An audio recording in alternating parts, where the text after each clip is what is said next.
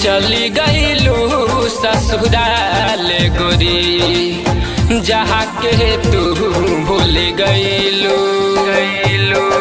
चली गईलू ससुराल गोरी, जहाँ के तू भूल गईलू। याद में तोहरा डोबे पगला, याद में तोहरा डोबे पगला। खोज खबर नहीं कहिलू, चली गईलू ससुराल गोरी, जहाँ के तू भूल गईलू।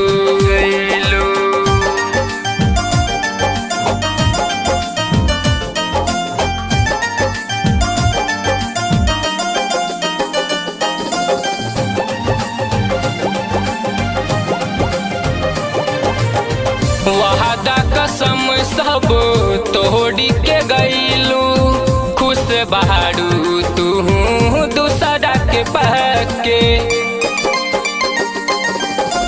तोहरा बिना भी रहने बजिनगी, देखिल नहीं हद में तू आके।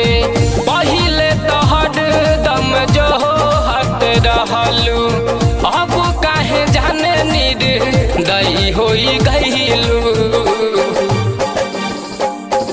चली गईलू ससुराल गोरी, जहाँ के तू भूल गईलू। चली गईलू ससुराल गोरी, जहाँ के तू भूल गईलू।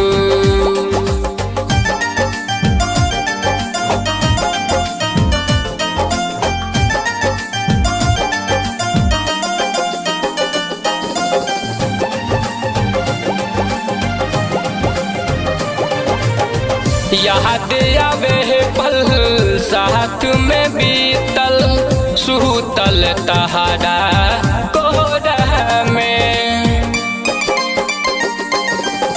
सपना देखवलू साथ रहे के, सजलू दूसरे सिंहोरा में।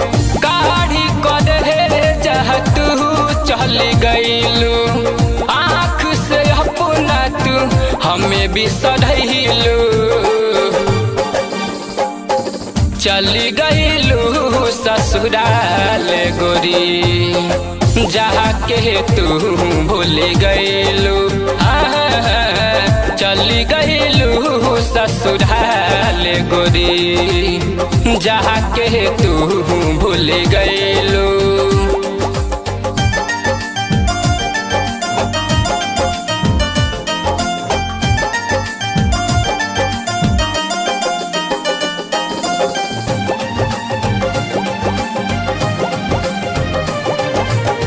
किस्मत यही सन मरल बाटो कर, हम डोई दिल कहबो संभरी ना। राज संदीप के सदमा लगल बा, प्यार पे अब ना भरोसा बा। हंसत जिंदगिया में अगिया लगैलू, कहे रंजित हद जाई होई गईलू। चली गईलू ससुराल गोरी, जहाँ के तू भूल गईलू। चली गईलू ससुराल गोरी, जहाँ के तू भूल गई।